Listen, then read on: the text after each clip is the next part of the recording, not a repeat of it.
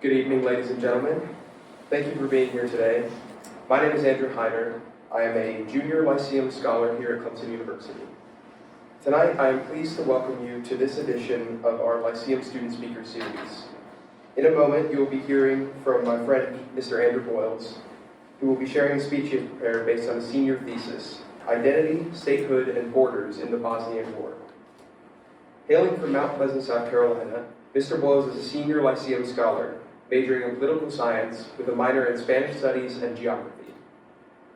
Among his many impressive accomplishments and positions, he was awarded the 2022 Clemson University Rand McNally Prize in Geography for his studies, and he currently serves as an editor on the undergraduate humanities publication, the Arantiaco. Furthermore, Mr. Boyles studied abroad during the spring 2022 semester at the University of Belgrade in Belgrade, Serbia, expanding his personal knowledge of international relations and cultures. As I have worked with him more personally over the past year, Mr. Boyles has displayed a strong passion for the study of geography, history, and international relations, an aptitude which he brings to his talk with you today. I myself have witnessed Mr. Boyles' dedication and hard work in preparing the thesis which he brings to you today, even to the extent that he has spent some of our Lyceum social events popping in and out to work on the paper. It is due to this sincere work ethic that I am confident that the speech he has prepared will be highly informative and engaging, and I greatly anticipate what he has to share with us today. Mr. Boyles will speak for some minutes, and then afterwards we will open the floor to questions. I ask that you please stand if you have a question to ask. So, without further ado, please join me in welcoming to the stage my friend, Mr. Andrew Boyles.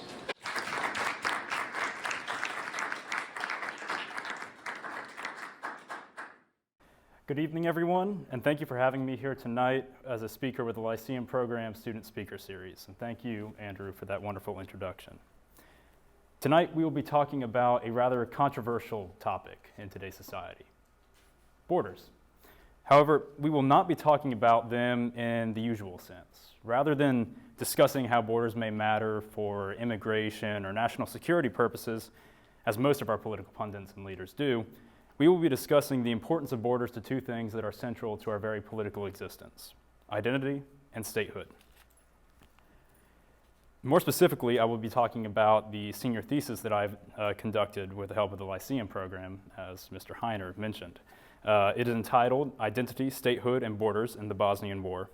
And through this thesis, I've reviewed the existing literature surrounding the relationship between borders, identity, and statehood, and I've applied the resulting understanding to the case study of the Bosnian War in an attempt to develop a model for effective negotiations in ethno-nationalist conflicts.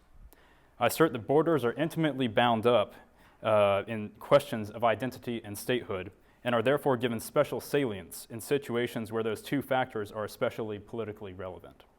As such, they must be treated delicately and deliberately in circumstances like ethno-nationalist conflicts such as the Bosnian War and the negotiations thereof. Borders need to reflect the compromise and balance between the positions of each warring party in order to be truly useful as a tool of negotiation. Before we get to the subject of the case study, however, I would like to begin by explaining just what I mean by the relationship between borders, identity, and statehood. I argue, that borders serve as extensions of our identity and enablers of statehood. One need not look far to find evidence that borders are intimately bound up in our identity. First of all, boundaries enable us to satisfy our desire to delineate who we are versus who they are. We humans are inherently social animals, after all. We desire to have a circle, a group, a community to call our own. But doesn't that necessitate a demarcation of who is in and who is out? Out of our craving for a community to call our own, must we not also establish the limits of our community? If we want to define us versus them, we need to define ours and theirs, and we oftentimes do this by drawing lines on a map. In other words, we utilize borders to establish what are oftentimes referred to as in-groups and out-groups in the realm of political psychology. And these are a core component of our own identity. By enabling us to define our group, boundaries furthermore allow us to define ourselves. As Indian sociologist T.K. Uman wrote in 1995, borders are where one encounters others, and to sustain boundaries is to maintain identity. Of course, the inverse of the statement is to compromise boundaries is to sacrifice identity. To define ourselves, we rely on demarcations. What is mine versus what is yours? Who I am versus who you are. And importantly for our discussion, where I live versus where you live. That brings us to another central consideration when thinking about the substance of borders and the impact they have on on identity. Borders demarcate territory, and we humans are inherently territorial creatures. We tend to ascribe great importance to the places that we inhabit. We love our homes and we love our homelands, and we oftentimes root our identity in them. In geography, we have a term for this phenomenon. It's called territoriality. We care deeply about the places and areas that we inhabit, and we define them as our home. If our home becomes threatened, we want to defend it. Importantly, however, this does not only apply to our physical houses or physical property. Rather, we all have a perceived homeland that we create for ourselves. It varies from individual to individual, but they are nonetheless all very important to the individual. In Bosnia, the case study that we will be examining tonight, an example of this was the idea of Greater Serbia, which is a popular idea at the time that a Serb homeland would extend far beyond the territorial boundaries of Serbia proper. However, we'll talk about that more later. The important thing to note, though, is that borders are central in the realization of our perceived homelands. If the lines on the map are drawn such that they align with our idea of how our homeland ought to be, then we are happy. If they are not, then there might be conflict, because our ideal imagined homeland is not yet realized, and as such, it is perceived to be under threat. Now, I must say that the connection between borders and identity goes beyond the abstract and the imagined, however. In a more concrete way, borders matter because they influence who we interact with. They impact trade, communication, and movement, and more, all of which determines who we are exposed to, who we do business with, and more generally, who we associate with, which is central to our development of in-groups and out-groups, and indeed of our own identity. Now, we've established that borders are intimately connected to statehood, or to identity, through their abstract relevance to our propensity to divide the world into ours and theirs, and our desire to establish who we are. Furthermore, they are concretely tied to our identity by directly impacting our interactions with others, which influences how our identities develop. But why else do borders matter? Frankly, borders matter because they are essential components of statehood, and this is an important consideration, especially in contexts where statehood is in question. To find proof that borders are essentials for statehood, one can simply look to Max Weber's definition of a state, an institution which holds the legitimate use of force in a territory. According to this definition, states need to have a territorial aspect, because otherwise they cannot exercise their power. And how is territory demarcated? Borders. Without territorial boundaries, the area over which a state could claim the legitimate use of force would be undefined, rendering it practically useless and not a modern state in any real sense. The importance of borders to statehood is further shown by a few terms that you might have heard thrown around in the news today. For instance, you may have heard talk of failed states. These states are typically defined as those which no longer have control over their territory or the borders that define them. Or perhaps you've heard of stateless nations. These are defined as a nation of people that lacks a state for itself because it does not have the ultimate and legitimate use of force over an area that the nation inhabits. Although these nations have a territory, they do not have a state because the state does not have the ultimate use of authority over that territory. Furthermore, the establishment of territory by borders is essential for another key facet of the modern state, which is sovereignty. Sovereignty is generally understood to have certain territorial aspects. By delineating territory, borders allow political actors to exercise their sovereignty of their government. Like the state itself, sovereignty is inherently territorial, as sovereignty implies ultimate political authority over a set area. And of course, one cannot forget security. The continuation of a successful state depends on that state's security, and weak borders can, at times, pose a threat to the security of states. Territorial boundaries serve as a country's first line of defense, without which the very survival of the country is in jeopardy, meaning that proper boundaries are necessary for not just the establishment of a state, but also of the continued existence thereof. So by now we've established the centrality of borders to core aspects of our political existence, such as identity and statehood. But why does this matter, especially in the context of the Bosnian War, which is the real subject of the lecture tonight? Well, this matters because the Bosnian War was one marked by severe ethno-nationalism, an ideology which prioritizes ethnic identity and a state that serves it. So, identity and statehood. Therefore, in order to understand the motivations, causes, and outcomes of the Bosnian War, one must think with a mind to identity and statehood. But before we start delving into the depths of the Bosnian War and the peace plans therein, I believe that some basic definitions and background information are in order. After all, any observer of the Balkans in general, and of Bosnia in particular, will tell you just how complicated it can be. So let's begin with some basic demographic definitions because they're the ones that typically trip people up the most. First, we have Bosniaks with a K. That's important. These are members of the Bosnian Muslim ethnicity in Bosnia. Serbs, on the other hand, are members of the Serb ethnicity who tend to be Orthodox Christian. Croats, as you can see, are members of the Croat ethnicity who tend to be Catholic. These are distinct from Serbian and Croatian because those terms refer to someone from Serbia and Croatia proper, rather than someone of a specific ethnicity. And of course, now we come to the term Bosnian. This term refers to anyone from Bosnia and Herzegovina, regardless of their ethnicity. This term is oftentimes used as a modifier of sorts to distinguish that someone of some ethnicity is from Bosnia. So a Bosnian Serb is a member of the Serb ethnicity from Bosnia. Same thing with a Bosnian Croat. And now I would like to turn to an introduction of Bosnia and Herzegovina, which will be the setting for tonight's case study. You may hear this country referred to as Bosnia-Herzegovina, BIH, or even just Bosnia, but for our purposes tonight, we'll just refer to it as Bosnia. As a student of geography, I feel obligated to highlight the location and topography of the country. Bosnia is located in the Western Balkans, which is a region in southeastern Europe. It is sandwiched between Croatia to the west and north, Serbia to the east, and Montenegro to the south. It is almost entirely landlocked, although it does have a minuscule strip of coastline. Much of the country is extremely mountainous. And now for a bit of history. Until the early 1990s, Bosnia was one of the republics that made up Yugoslavia, along with Slovenia, Croatia, Montenegro, Serbia, and Macedonia.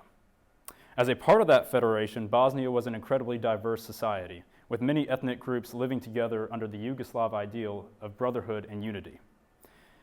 In the last Yugoslav census, taken in 1991, around 43.5% of the population of Bosnia were Bosniaks, 31.2% were Serbs, 17.4% were Croats, and the remainder comprised of various small ethnic minorities and those who chose to distinguish themselves as Yugoslavs. And although this population made for a beautiful mosaic of cultures at the time, it also proved to be unfortunate when politicians began propagating ideas of exclusivist ethno-nationalism in Bosnia during the early 1990s. When Josip Broz Tito, Yugoslavia's dictator, died in 1980, the Federation of Yugoslavia began to crumble. In the early 1990s, some of the various republics in the Federation were pushing for secession and independence. With ethno-nationalist and secessionist movements erupting all over Yugoslavia, it was only a matter of time before the entire Federation fell. First, Slovenia left Yugoslavia, followed shortly thereafter by Croatia, each sparking their own conflicts. However, the bloodiest of the wars of Yugoslav succession, as they came to be known, erupted in Bosnia. It all began when the Bosnian government held a referendum on independence between February 29th and March 1st of 1992. The ethnic Serbs in Bosnia, eager to remain a part of a Serb-dominated Yugoslavia, boycotted the referendum. Because of this, the results of the referendum were overwhelmingly supportive of independence, as anybody who didn't want to secede from Yugoslavia simply didn't participate. Shortly after the independence referendum, the Bosnian government officially broke away and declared independence from Yugoslavia. And in response, the Serbs and the Croats, who did not wish to be a part of independent Bosnia, broke away from the newly independent country. The Serbs were pushing for an independent Serb state in Bosnia called Republika Srpska. which could allow them to join with neighboring Serbia to create the Greater Serbia, which I mentioned earlier. The Croats, on the other hand, pushed for an independent state in Bosnia called Herceg-Bosna, which some also dreamed of uniting with neighboring Croatia. The resulting war between the Bosniaks, Croats, and Serbs in Bosnia lasted from 1992 until late 1995. The violence killed around 100,000 people and led to atrocities and even a genocide, along with millions of people displaced from their homes. So terrible were the events in Bosnia that the war became practically synonymous with the infamous practice of ethnic cleansing. This terribly tragic war saw many peace proposals come and go, but for our purposes tonight, we will focus on 3 of them. The Vance-Owen Plan, the Owen-Stoltenberg Plan, and the Dayton Peace Agreement all sought to bring an end to the violence in Bosnia. Each of them was quite different in its proposals, however, in part because each called for a different territorial division of Bosnia. And due to these different division schemes, each plan supported different conceptions of identity and statehood, which were tied to borders, and which impacted the fate of each peace proposal. First, I'd like to speak of the Vance-Owen Plan and how borders, identity, and statehood played into its fate. This plan was among the first proposals for peace in Bosnia, with negotiations lasting from late 1992 until 1993. This plan called for the division of Bosnia into 10 separate provinces, united under a common Bosnian government. These provinces were to go to the 3 of these provinces were to go to the Serbs, 3 to the Croats, and 3 to the Bosniaks, with the remaining 1 province surrounding the city of Sarajevo being under international jurisdiction. Despite the appeals of this plan, however, it was eventually rejected by the Bosnian Serbs in May of 1993. Because this plan fell through, the war continued to rage on, with thousands more people dying and losing their homes. But what does this tragedy have to do with borders, statehood, and identity? Quite a lot, as it turns out. You see, when the Bosnian Serbs voted to reject this plan, they did so in large part out of territorial concerns. They feared that because of the 10-province division of Bosnia that was proposed by the plan, their ethno-nationalist ideal of a separate, distinct identity and state was fragmented and destroyed. The 3 provinces that they were set to rule under the Vance-Owen Plan were non-contiguous and spread out across Bosnia, meaning that the Serb desire for a single, united Republika Srpska, with a homogeneous Serb identity to boot, was incompatible with the proposals of the plan. Furthermore, because of the fragmented nature of the territory that they were to be allotted, they feared that those provinces would not be secure and would not be a viable territory for Serbs at all, because contiguity was viewed as central to the survival and protection of a Serb state. As such, the borders of the Vance-Owen Plan doomed it, in part, because they ensured that the Serbs were not getting the sort of statehood that they wanted. They wanted a veritable Serb state, not a collection of disunited territories. Not only that, but the Vance-Owen Plan failed because they did not square with the Serb identity, which was incredibly salient under the ethno-nationalist politics at the time. These politics caused many to ascribe to the idea that Serbia is where Serbs are, thereby tying identity directly to the territory that they occupied. Under the Vance-Owen Plan, some of the contiguous territory won by the Serbs in their conquest of Bosnia was to be broken up.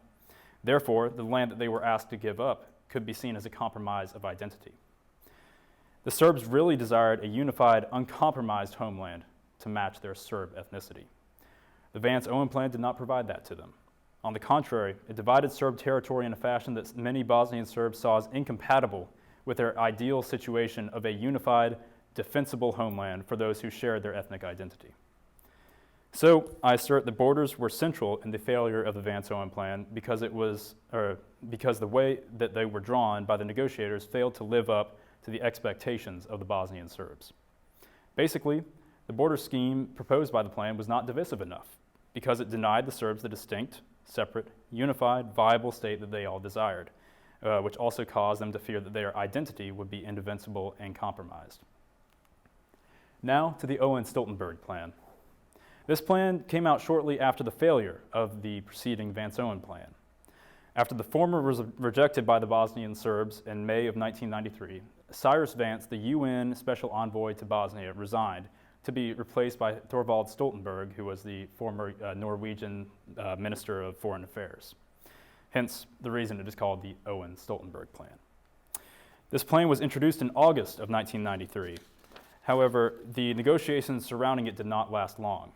You see, the Owen-Stoltenberg Plan called for the division of Bosnia into 3 separate, distinct ethnic republics, one for the Serbs, one for the Croats, and one for the Bosniaks. Furthermore, it allowed for the Serb and Croat republics to eventually secede from the united Bosnia and join Serbia and Croatia, respectively. For the Bosniaks, this was unacceptable because they were more devoted to an idea of a unified single Bosnian state defined by its multi-ethnic identity. The fully divisive border scheme put forth by the Owen-Stoltenberg Plan was directly antithetical to these core goals. At the time, the Bosniaks cited territorial concerns as one of the key reasons why they rejected the plan. At their heart, however, were those same concerns, identity and statehood. The Bosniak faction was not nearly as influenced by exclusivist ethno-nationalism, it's a bit of a tongue twister, as the Serbs and the Croats.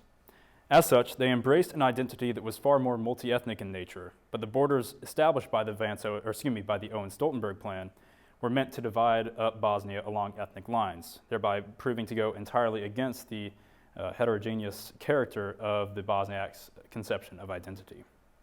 Furthermore, the borders proposed by the Vance-Owen Plan were threatening to the Bosniak conception of the state.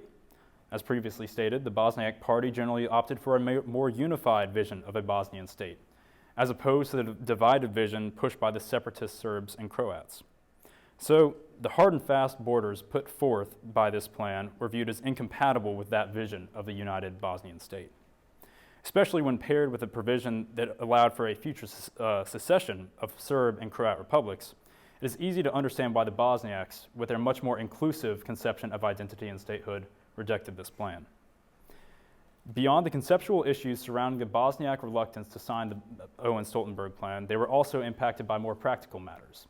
Namely, many feared that because the plan allowed for the secession of Serb and Croat territory, the Bosniaks themselves would be left with only a sliver of unviable land without any economic opportunity or power to speak of, meaning that they would be left without much of a state at all. This, combined with the inconsistencies of between the provisions of the Owen-Stoltenberg Plan and the ideologies of the Bosniak faction, doomed it to failure. After the Bosniaks had rejected the plan put together by David Owen and Thorvald Stoltenberg, the war continued to rage. Without any long-lasting ceasefire, thousands more perished. The violence would not come to an end until November 1995, when the Dayton Peace Agreement was signed. In the interim, a few efforts at peace had been made to no avail.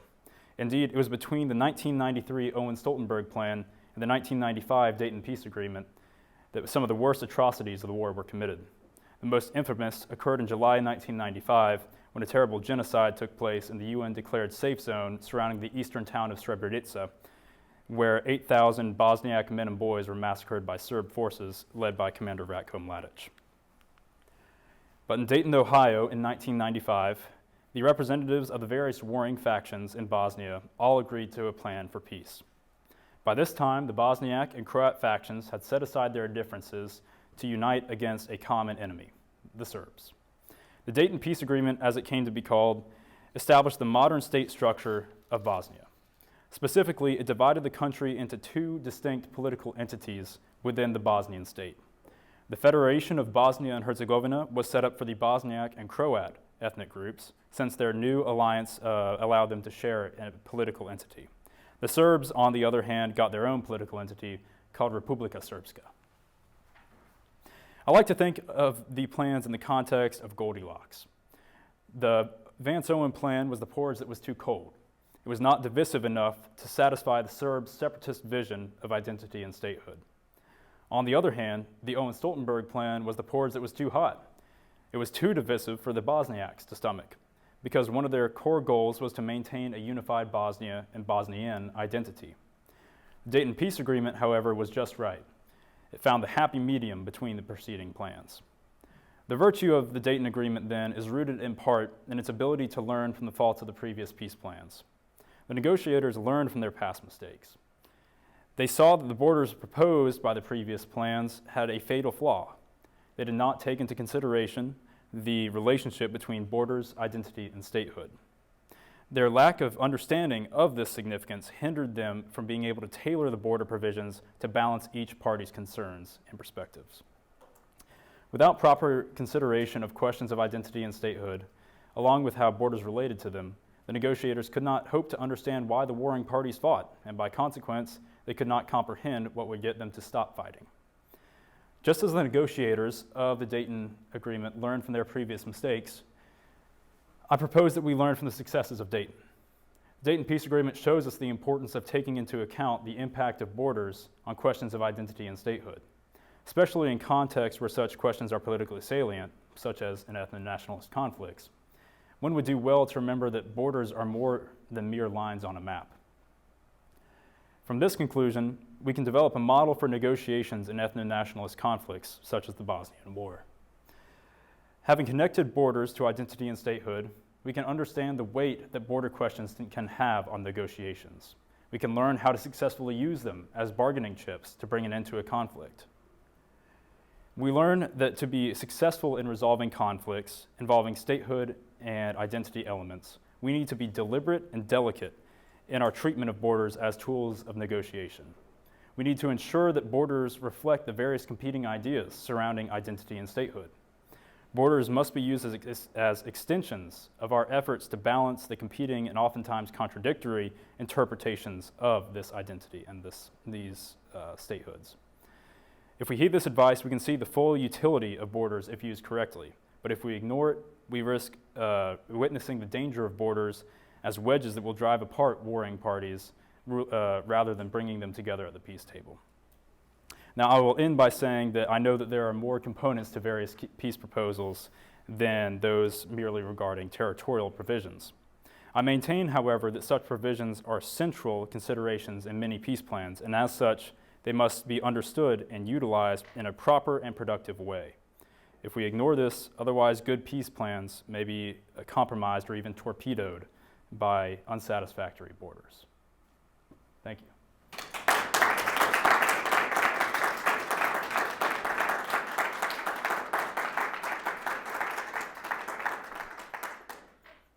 All right, so questions?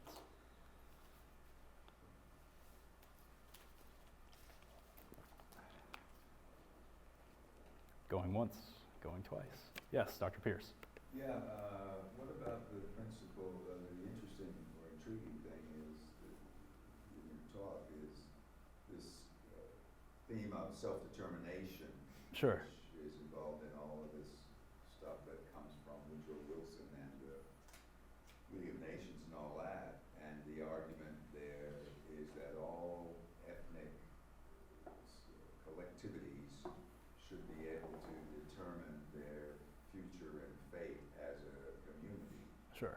And that's what the dissolution of the Austro-Hungarian and Ottoman and everything was about. But then it seems when you look at the history of Africa, history of the Middle East, they just drew borders where the French and the English and so on kind of worked it out. But I guess my question is, do you think it's possible to map out a world of borders where all collective ethnic groups can do their self-determining decisions and national life? That's a great question. I think the reality on the ground is that a lot of times the territorial distribution of ethnic groups is a lot more complex than neat singular states might imply. So for instance, in the case of Bosnia, one of the reasons that the war was so bloody was because there was this deep desire to have a state for Serbs, a state for Croats, and things of that nature. But as it turned out, on the ground in Bosnia, there were, Bosniak communities in majority Serb areas, and vice versa. It was a very mixed, multicultural society with a lot of different enclaves and exclaves of various communities living not far from one another. So is it possible to kind of reach that goal of a state for every ethnic group? Possibly, but it's going to be a very bloody process getting there, because that usually involves moving people who don't or who aren't defined by one identity out of that area, which is the practice of ethnic cleansing, which is what I referenced earlier. Does that answer your question? Yeah, so then a follow-up might be, is it possible, given what you say of the enclaves, exclaves pattern, could you have a state where you gather in the ethnic group that the land is non-contiguous, so that all the Bosniaks are in the same plot, in the same land, but they are, patches across a certain area? Can you have an effective state stitching all those together under a common government? Is Sure. that possible? I think it remains to be seen, with the advent of the internet and communications technology and the status that it is. Perhaps it will be one day. But for instance, going back to the Vance-Owen plan, that was effectively what they tried to do, is they tried to create these effective, relatively autonomous regions scattered throughout Bosnia, one going to the Serbs, this one going to the Croats, so on and so forth. And I think a lot of times the fear that comes with that is that lack of contiguity means that you are vulnerable. So for instance, the Serbs, as I referenced in my paper, or my speech, they feared that the kind of more isolated enclaves that were established for them under the Vance-Owen plan would come under harassment or even attack from the neighboring Croats and Serbs, and they would be left without recourse because their nearest ethnic brethren were 100 miles away. And then, of course, we can get into discussions like, strategic depth, and that sort of thing, and how that plays into the kind of defensibility of certain states and statehoods, but that's a topic for another time. Yes, Dr. Daniels. Thinking of Dr. Pierce's question and what you just said, I wonder if you might speak to the degree to which, in this particular conflict, the Bosnian conflict, that, as you mentioned in your talk, the connection between territoriality and identity, that in some ways you can construe that Serbia is where Serbs are. Mm-hmm. Well, Serbs were all over Yugoslavia. They were in Kosovo, they were in Montenegro, they were, so there was a kind of sense of, there was a trans-Serbian sense of Yugoslavia, but there's also a sense in which some international identities have, as Dr. Pierce suggested, transcended those borders, even perhaps without exclaves and enclaves, but that there's a simple kind of national identity of people who live in other places. Sure. I wonder, though, what do you think is the dynamic that made it such that Bosnians and Croats living in what would become Republika Srpska wouldn't be comfortable? What is it that, that Frenchmen living abroad are fine? They still consider themselves Frenchmen. Sure. They're living abroad. They may only go back to France occasionally, but they don't, in a sense, lose what they consider to be their essential French identity in a way that these conflicts seem to, Sure. to bring about. What helps us explain that? I think on the first hand, I think you're referring to diasporas, right, Yeah. of certain ethnicities, nationalities, things of that nature. I feel as though one key difference between the situation in Bosnia and the situations with diasporas is that those who are members of a certain diaspora, of course there are exceptions, such as refugees and things and people of that nature. But those who say, in your example, choose to leave France, generally do so out of desire to find a new job or find education, things of that nature. They always have that home, France, to return to. They were never driven from it violently. They were never, forced to confront that reality that I have a home, but it's not one that I can return to, which is the unfortunate reality in Bosnia. And I think, too, that the politics of this time and of this situation in Bosnia really kind of played up that connection between identity and territory. Because I think we all have it to a certain extent, But you're right, it is stronger in certain people, populations, and in certain circumstances too. So again, in ethno-nationalist Bosnia, again, the priority, the emphasis was placed on your ethnic identity. And the thing with Bosnia is that a lot of times the people had been there for generations. It's kind of hard to separate, who I am, who my people are from, this historically Bosniak part of town, or even this historically Bosniak part of Bosnia.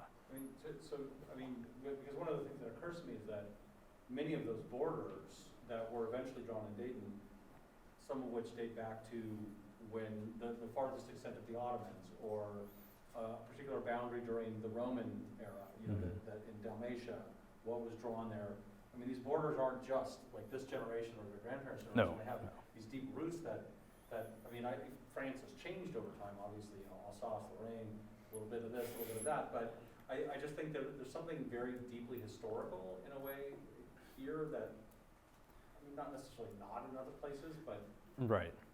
Their kind of historical memory of it. Yes, for sure. And that is the thing about borders, is that there are very few static borders in the world, at least in the grand scheme of history. In fact, I have a map hanging in my room, in my apartment, from, I believe it's 1983, 40 years ago. And it's a map of Europe. It's practically unrecognizable today. Czechoslovakia is still there, Yugoslavia is still there, all these other things. So you're right, borders are ongoing processes. They might stay constant, like our border with Mexico, it's been the same since the 19th century, and same with Canada. But a lot of borders, especially the ones in kind of more, well, this is getting into a bit of a geographical debate, but there are certain types of borders. There are things called subsequent borders, where the borders are established basically after the area in which they're established has been populated. And kind of another subdivision of that is consequent borders, which is basically, okay, we see that currently we have this ethnicity, here, this ethnicity here. We probably shouldn't divide those two with a borderline. It's made with a kind of a regard to the ethnic composition of an area. Whereas there's also things called superimposed borders, which is basically, this is the border, it divides ethnic groups, does whatever. Like it or not, this is the border, deal with it. And that's a lot of times where you see this big, these big ethnic conflicts and border conflicts popping up, is because it's saying, hey, we don't like where this border is. It cuts us off from our ethnic brethren on this side, or that side, or whatever. So yes, borders are both processes and not all equal when it comes to the danger of them, or the utility of them, even as tools of negotiations. Yes? Yeah, so I'm taking from your, I know nothing about this, pretty correctly, as I go. But it seems to me that the Dayton Plan works, we presented it for two reasons, right? First, that the borders are made to match the people's understanding of their own identities and of the state that they wish to be in. But secondly, it seemed like maybe what you were describing is that the process of contestation over the borders actually changed perhaps some of those people's sense of their identity and what they expected from the state. Mm-hmm. Right? The Croats and the Bosniaks decide that they can live in one kind of zone, whereas before they insisted on separate free zones. Right. So I guess my question is, on that sort of second part of it, how did, maybe they didn't change very much, but how, if they did change, did these groups' sense of their identity and what they expected from the state change in the course of this period of contest? Sure. So that's a really good question. So basically, when the Bosniaks and the Croats kind of set aside their differences in the name of beating the Serbs back, they did so with they did not inherently, or the Croats specifically, did not exactly abandon those former kind of ideas and ideals of, oh, we should have like a little, chunk of territory to call our own. They ceded that, okay, it doesn't have to be, lines on a map, our own political entity. But if you look, let's see here. Their kind of perceptual homeland, their separatist region, if you will, was called Herceg-Bosna. It was right there along the Dalmatian coast with Croatia. And under the Dayton Agreement, which is in the context in which this alliance was formed, the overall Bosnian government is a heavily federal government. Basically, the overarching state has relatively few powers. It has foreign policy, economic, some economic policy, things of that nature. But much of the powers of the state are left to the various political entities, namely the Republika Srpska and the Federation of Bosnia and Herzegovina. And if you look at those two entities today, you'll see that the Republika Srpska, being its own political entity, is actually pretty unitary in a way. It's much more united. There's not so much power delegated to the various towns and municipalities. It's much more united around the leader of Republika Srpska. Whereas the Federation of Bosnia and Herzegovina, as kind of that compromise between the Bosniaks and the Croats, is itself a lot more federal, because a lot of powers are left to what they call cantons, which is kind of like counties, provinces within the federation. So the Bosnian Croats saw this and they said, "Oh, okay, we don't have to have a distinct, political entity as drawn on the map, but hey, we have this, federation, and a federal system of government, which can allow us to kind of pursue it in a de facto manner, if not de jure." Yes, Dr. Thompson. Very interesting talk, Andrew. So at the very beginning of your talk, you formally named the country as Bosnia and Herzegovina, but you said almost nothing about Herzegovina. So my first question is, what is the culture? Are there differences of cultural identity between the Bosnians and the Herzegovinans? That's question one. And then question two. How would you characterize the overall identity of Bosnians, Herzegovinians relative to the Montenegrins, the Serbians, and the Croats? Sure, great question. So I'll answer your first one first. So Herzegovina, that's mainly the Croat side of things, and there are kind of cultural differences between kind of Bosnians as an umbrella term, or Bosniaks, and Croats. So namely, Croats are generally Roman Catholic, whereas Bosniaks are generally Muslim. So that's a big one. Also, there are slight linguistic differences. Now, a common joke you might hear about this part of the world is they all claim to speak different languages when in reality they're all the same, and there's some truth to that. So I believe the Croats use the Latin alphabet, whereas the Bosniaks use I know the Serbs use the Cyrillic alphabet, and I believe the Bosniaks use a little bit of a mix thereof. So there are some cultural differences between the inhabitants of Herzegovina, which are mostly Catholics nowadays, and the inhabitants of kind of the rest of the Federation and of Bosnia as overall. And for your second question, in terms of overall kind of identity today, the Bosnian identity is very fragmented. The leader of Republika Srpska today is much more in line with his Serb brethren in neighboring Serbia than he is with his countrymen in the Federation of Bosnia and Herzegovina. And in the same way, so looking northwest to Slovenia, they're more Catholic, as is Croatia. So that like the Croat faction of the Bosnian identity is going to be more similar to them.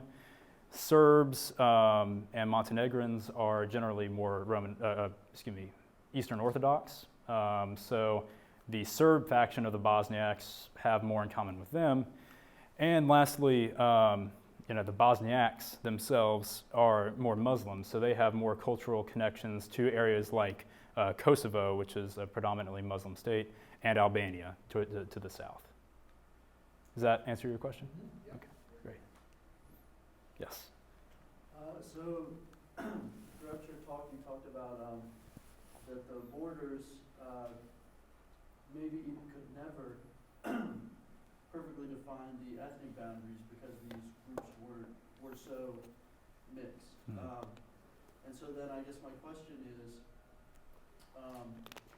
how does the Republika Srpska does it still provide a sort of identity even to those Serbs outside of its areas still in Bosnia?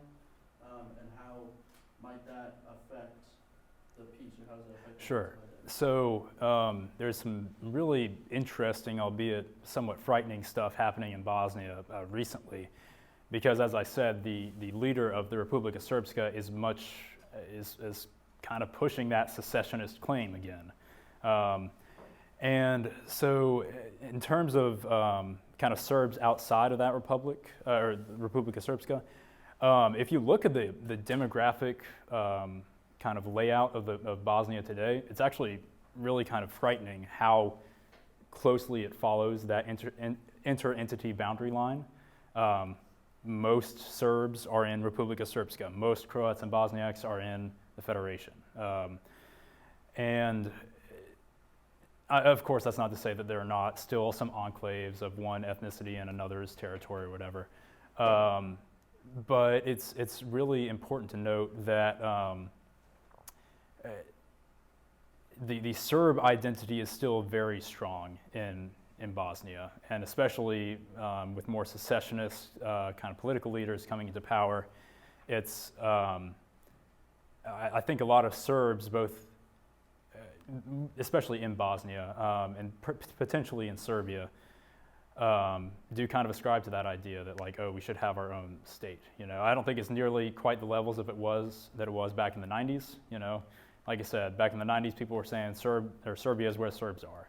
There were even more extreme people that say Serbia is where Serb graves are, which is a bit more morbid. You know, so thankfully we're not at that level yet. But a lot of times people do kind of rally around their ethnic identity because there is still that level of separation between various ethnic groups. Yes, does that answer your question? Yes. I think Okay, so. great.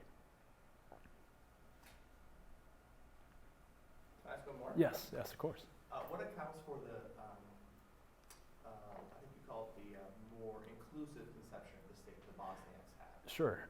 So there are a lot of kind of explanations for that. So more or less kind of depends on who you ask. But generally speaking, the Bosniaks,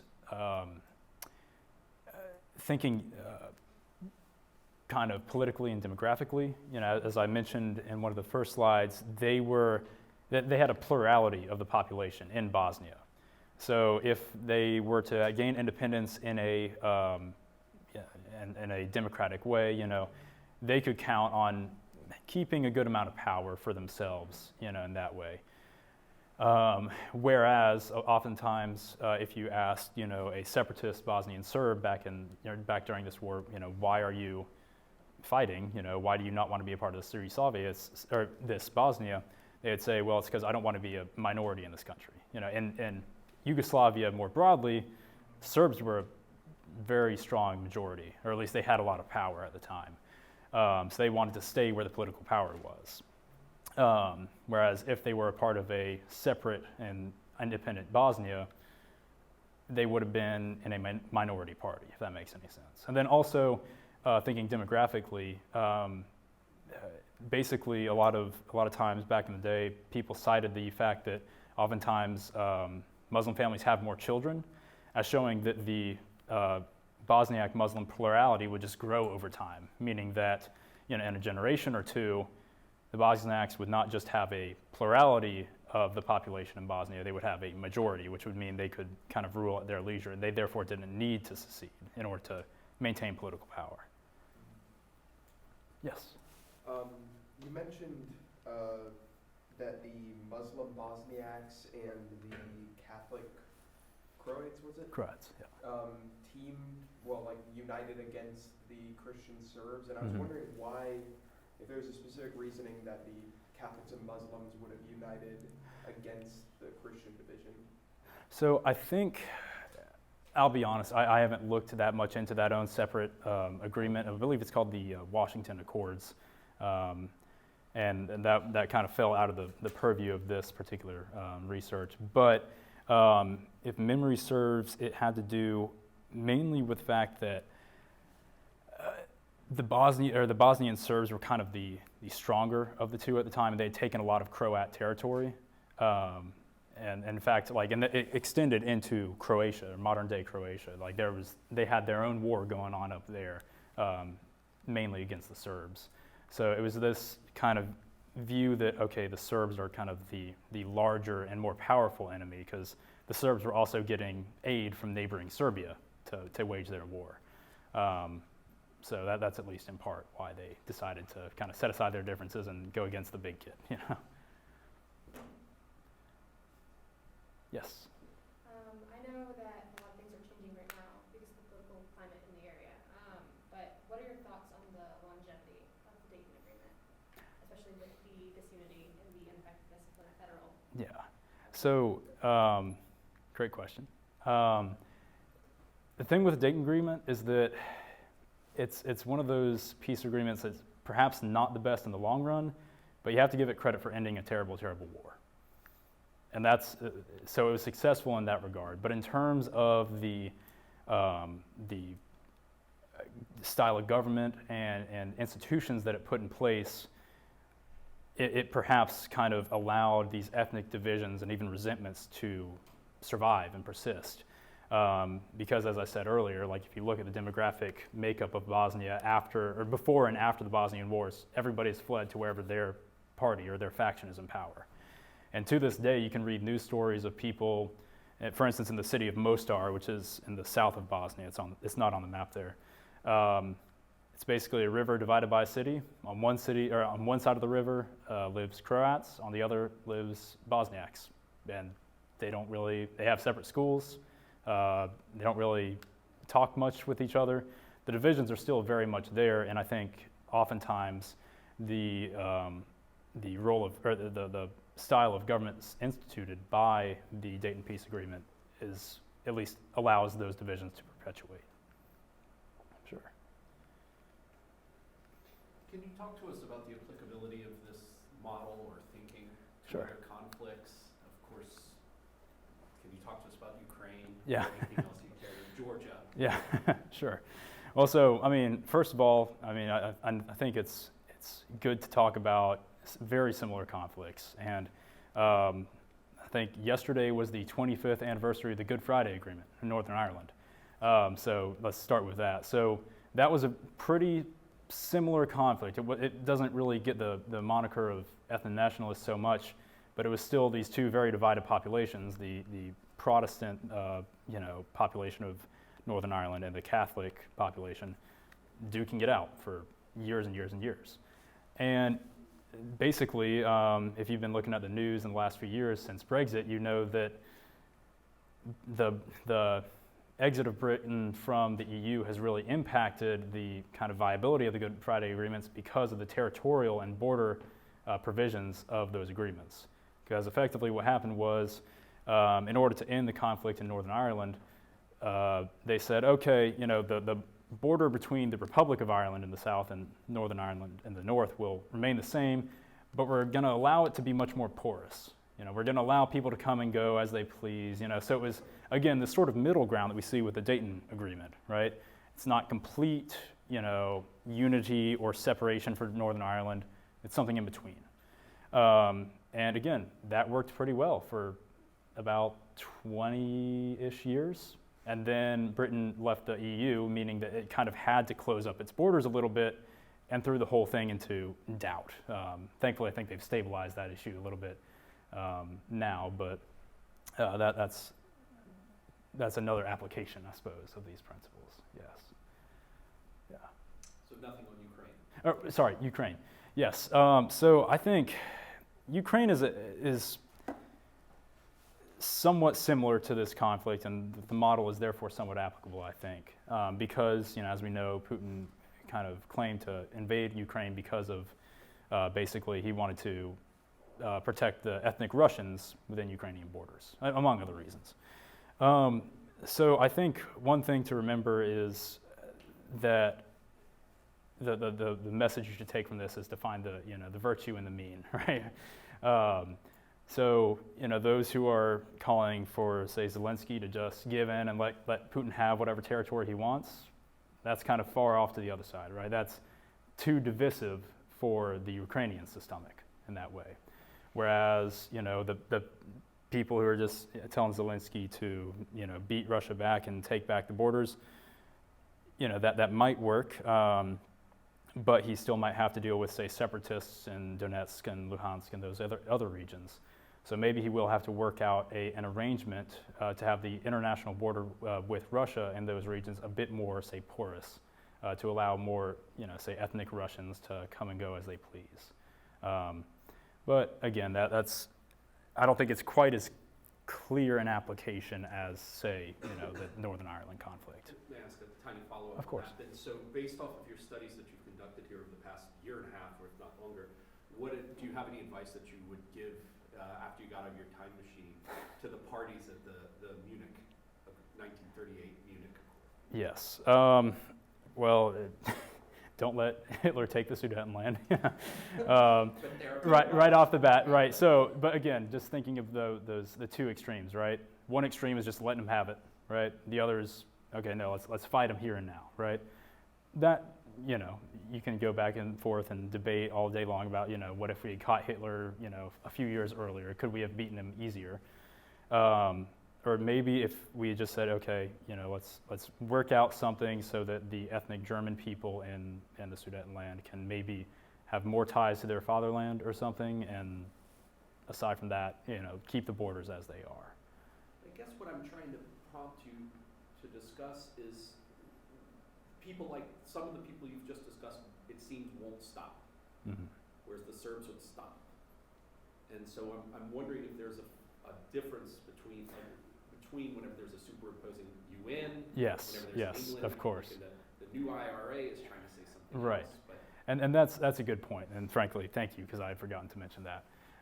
So a lot of the application of this model kind of depends on there being a much stronger arbiter, that is willing to come in and basically make these two parties hash it out at the time. So, so take the Ukraine instance for now. Is NATO willing to, arbitrate between Russia and Ukraine? Maybe not, because that power difference is so much, or is not so much. Russia is much more evenly matched with NATO as, the Bosnian Serbs were. And NATO came in and was like, okay, let's arbitrate this conflict. So a lot of the applicability of this model depends on having a larger, more powerful international arbiter to come in and say that we should hash this out. So in the Sudetenland case, was there any such power? No, because the League of Nations was terrible and didn't do its job. And of course, at that point, we didn't have NATO or any other real organization to serve as an arbiter in that conflict. And also, nobody at that time either could or was willing to kind of put fear into Hitler by saying, if you don't back off, we will bomb you, which is one of the persuasive tactics used by NATO against the Bosnian Serbs. Yes. Any other questions? All right. Well, thank y'all for coming.